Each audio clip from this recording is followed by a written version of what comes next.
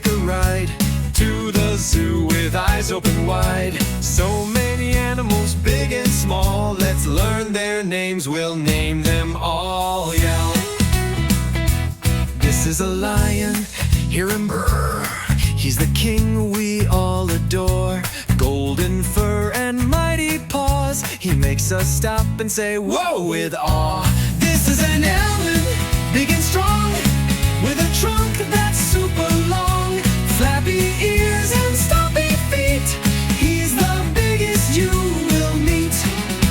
This is a giraffe, so very tall. She eats from trees and sees it all. Spots all over, neck so high. She's the tallest under the sky.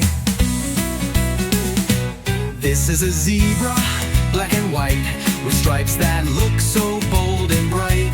He gallops fast, he loves to play, running, jumping every day. This is a monkey swinging around from tree to tree without a sound. He loves bananas, climbs with glee, and sometimes makes a face at me. This is a tiger with orange and black, sneaky paws and a hunter's track. He creeps and pounces, quiet and fast. You'll see him hiding in the grass.